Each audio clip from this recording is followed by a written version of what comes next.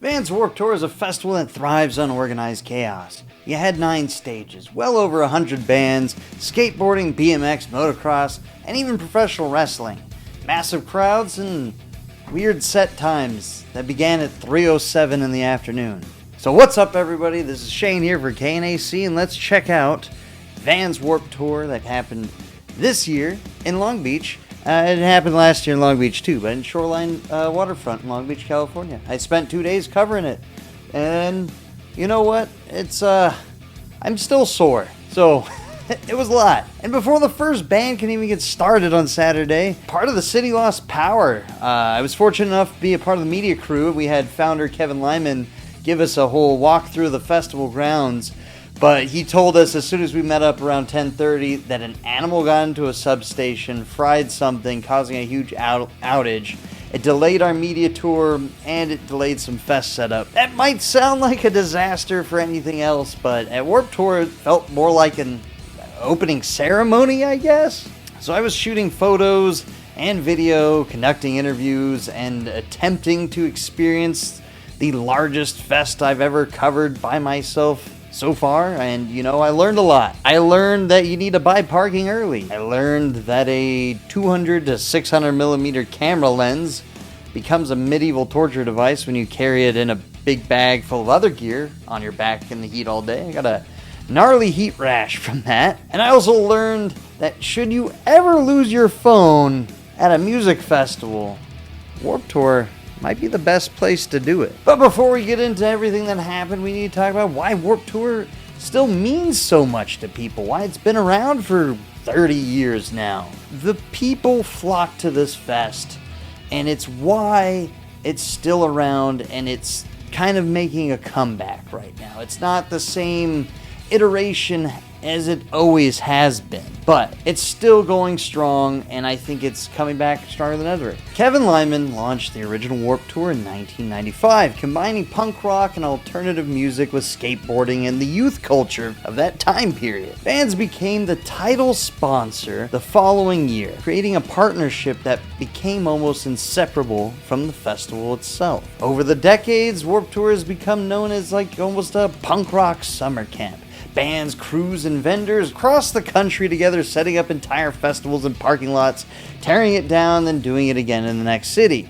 Those were the single day, 80 band kind of festival days. Now, it's a little bit different, but it helped provide early exposure to artists from across punk, hardcore, ska, emo, metalcore, hell, even hip-hop and pop. You had Blink-182, Paramore, Fall Out Boy, My Chemical Romance, hell, even Eminem played in '99, and Katy Perry, which Kevin talked about placing her between Killswitch and Bring Me the Horizon, which is kind of funny.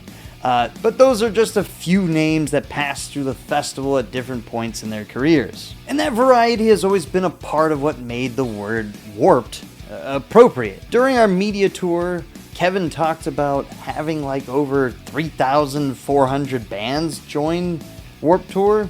That's how, over the last 3 decades. He also spoke about deliberately avoiding the traditional festival hierarchy. Warped Tour lineups have historically been presented alphabetically, rather than making the entire poster revolve around a few headliners. I thought that was always cool. You're not going to just have the big names up top. You're going to have, it depends, it's all alphabetical, so I feel like that's fair. The full cross-country version ended after the 2018 run. Warped Tour returned for several 25th anniversary events in 2019 before going quiet. Then in 2025, Warped Tour came back for its 30th anniversary series, a bunch of 2-day festivals. That's the current iteration it's in right now. For 2026, it grew to 5 locations. We had Washington, D.C., which just took place, and then Long Beach just took place. Those 2 are down, and next you have Montreal, Mexico City, and Orlando this year. It is no longer about cramming an entire traveling city into trucks and driving overnight from one parking lot to another, but the community and the discovery and the chaos, they're still very much alive. And that's what this festival, like I said, thrives on. So starting off, My Saturday began the previous night before because I just finished broadcasting a show for Ruthless Pro Wrestling. Ended at like 1 a.m. So I was already exhausted from that. Shout out to Ruthless Pro Wrestling. Great indie wrestling. Just had to toss that out there. After, with very little time, like recovery time, I was awake around 7 in the morning and already heading to Long Beach. But my first mistake was not purchasing festival parking in advance. Closest like official lots were around $40 per day.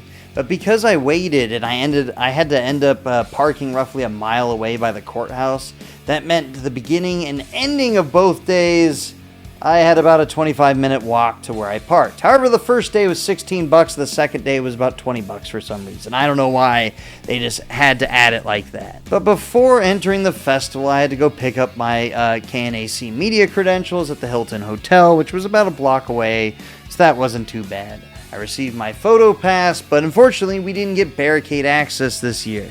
So that definitely made it hard to take photos for some bands, but I made it work, and hopefully next year we get hooked up with that barricade access. Now, the public entrance looked intimidating because fans are like being funneled through a fairly narrow approach.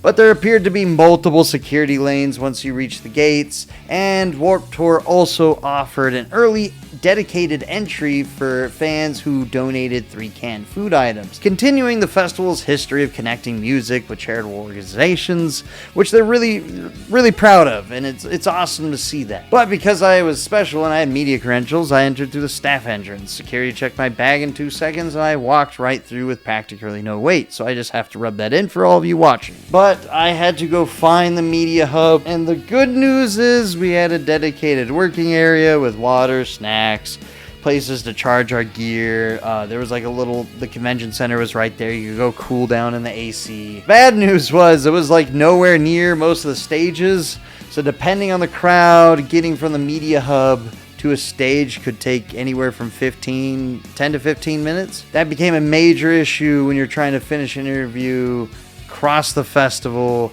and photograph a 30-minute set and be back in time for another interview. However, I didn't find out until the next day that I was able to go behind the stages and everything, so that sped things up quite a bit. At around 10:30 though that morning, I joined other journalists for a media tour led by Kevin Lyman. Again, he told us about the power outage and all of that, and he answered a bunch of questions, explained how the festival evolved. Then we ended up at Warped Tour's longest running tradition. That's the daily schedule review on the big inflatable board they had.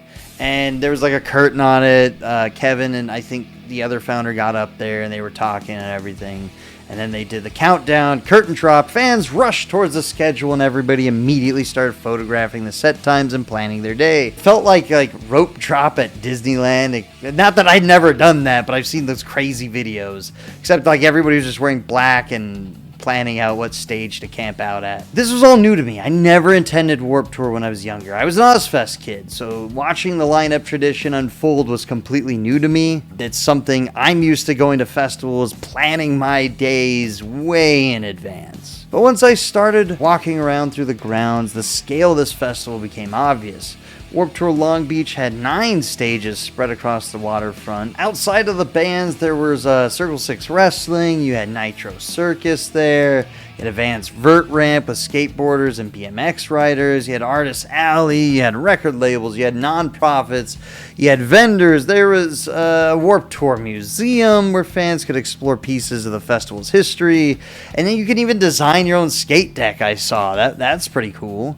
There's also so much happening between the stages that if you wanted to, all that stuff, you could be weird and show up and not even watch any bands and just still find things to do all day if you wanted to. But that variety is one of the festival's greatest strengths. It is completely overwhelming when you are working alone and it's just me. They were full-on media team, so I could probably not bring you the most in-depth coverage as some of these other outlets are, but I'm trying my best. Because I did not have barricade access, I had to borrow and rent a 200 to 600 millimeter lens so I could photograph the stages further back. Between the camera, lens, monopod, and everything I was carrying on that setup, I was like close to 10 pounds in my hand. That might not sound terrible, but for, more than 10 minutes photographing them in the heat is just insane. The heat probably was everybody's biggest enemy of the weekend. There was a ton, like a lot of humidity. My Saturday interview schedule was, I had Rose Colored World, talked to Mike Davenport from the Ataris, talked to the hardcore band Initiate, and the band Oxymorons. All great bands, great people. I had a pleasure talking to all of them. And every one of those full interviews will be available soon through knac.com and right here on the channel, so be sure to check all that out. The unfortunate part was that the interview commitments forced me to miss some of the bands I was interviewing. So it sucks. Like, I wanted to catch Initiate, didn't get to catch them, and some other bands. Once management, publicists reserve that time for you, you can't just go disappear because another band has a conflicting set. That is Warped Tour. You're consistently choosing one experience at the expense of another. Oxymorons were another major highlight. For their performance, I had been talking with the band when I was interviewing them that I do live streaming and video production, and Amani, their drummer, asked to borrow my 360-degree camera during their set, so that was killer. I got some good footage. I gave him all the footage, but that was definitely one of the coolest highlights of the weekend for me. So I sent him all of that, so he has it all. The day completely went unplanned and went off the rails while balancing my camera and monopod on my backpack. Everything I was carrying, I was on a hill trying to shoot. I think it was Oxymorons, and all my shit fell. And it started tumbling down the hill, and at some point during that confusion, me running to grab my stuff, my phone fell out of my pocket. I had no communication after that. I lost my phone, did not know where it went. It was in a span of 5 minutes, my phone was completely gone. First, I thought somebody had stolen it, which what happened and why I'm highlighting this is much better. Someone found my phone, gave it to security. People were actively trying to reunite strangers with their belongings. And it's not even strangers. We're a huge family at this point. Any kind of hardcore metal show community is often much kinder than people expect. Sunday started a little bit better, except I had blisters on my feet and my shoulder was swollen from carrying that backpack. But I had a much better plan for Sunday. The first major set for me was Haywire, a great Boston hardcore band. So that was exciting. My first time getting to see them, but especially at a big festival setting. It's exactly what I needed to start the day. You had crowd surfers, big pit, relentless Boston hardcore energy. I love hardcore. I describe it as positive violence. The music makes you want to run through a wall, but the singer Austin usually, between songs, he's telling you to support your friends, believe in yourself, become a better person by getting help if you need to, especially with substance abuse. My Sunday interviews started off with Danny from Amigo the Devil. Then I met up with Jay from Guilt Trip, and I finished up with Shakewell for the day around 5. Put all those bands on your radar. They're definitely cool. And again, those complete interviews will be up on knac.com. However, after speaking with Jay from Guilt Trip, I had 10 minutes to get across the festival grounds to go watch Drain. I reached the stage. They play the Ghost stage way in the back corner during their second song and stayed for the rest of the set. It sucks. I missed the tribute they did in the beginning to Luke Kohler. The vocalist is sick of it all, and they played It's Clobbering Time. So it would have been cool. I saw the highlights for it. But Drain easily delivered one of my favorite sets of the entire weekend. The amount of crowd surfing was crazy. Sammy the singer commanded the crowd and just kept going. The pits were massive and the band's energy is just always there. I saw him recently on the Hollywood Palladium sell that out, so they know how to command a crowd. One of those things that sucks, Shakewell, his band was playing around the same time, and they've collabed with each other on each other's songs. Shakewell appears on Drain's song Intermission. So that sucked that they couldn't collab like that. But then Shakewell's manager told me they were hanging out with the band, the Drain guys. He told me in advance, and he was coming late, and he came 30 minutes later, which is fine. But when he finally arrived, I told him, look, man, you ditched me to hang out with Drain, and I ditched your set to watch Drain. So I think we're even. But he laughed. He's a super cool dude. Once the interviews were complete, I finally had some more time to experience the festival itself. I caught part of Nova Twins, then watched Amigo the Devil, saw some of the used. I walked through the rest of the vendor areas. I met up with my good buddy, saw him for a bit, hung out, and then I finally stopped long enough to go eat something to eat in the artist lounge area back behind the media hub, which was cool. After that, I got set up to photograph Papa Roach around 8:50 they went on. But I was completely burnt out. I still wanted to see like Lagwagon, and there were several other bands that were like playing that night. I left around 9:30 that night, sore, sunburned. But I realized what makes this fest so special. It's the fans. It's the people reliving their past high school memories, going to their 10th Warped Tour, now bringing their kids. It's not identical to the cross-country version that people remember. It can't be. The economics, touring industry, festival landscape, it's completely changed. You have younger bands sharing spaces, sharing stages with artists who helped and define entire generations. You have punk, metal, hardcore, ska, hip-hop, all coming together to form this fest. Kevin Lyman has repeatedly described Warped Tour as a place where bands can break through because fans arrive exactly without knowing when everybody's playing, so they get there early. I didn't see a single band that didn't have a large crowd. The set time reveal can be frustrating, but the conflicts are unavoidable. That's every fest. At one point, I had 4 bands I wanted to see performing simultaneously, but you have to accept you're not going to see everybody. Despite the minor inconveniences, this was an incredible opportunity for me. It was the largest festival I ever covered, and alone it's a lot. So I'm grateful to Kevin, the Warped Tour PR staff, and everybody who gave myself and KNAC access to this. Long Beach is already scheduled to host it next year, and now that I understand how everything flows, I'll be in a much better position next year, and I'm probably going to bring some help. So let me know what you think about Warped Tour. Did you hit it this year? Any new bands you found? How many have you been to? Are you going next year? Going to any other ones coming up? Let me know. For everything else, all heavy, cool things, concert-related music stuff, be sure to check out knac.com for any of my video reviews, photographs, interviews, and this channel as well. The conversations I had with all the bands will be full, in-length interviews posted up soon. So until next time, everybody, I'm Shane, and I'll see you on the outside of the pit, behind some people, so I can drink my beer safely. Cheers, everybody.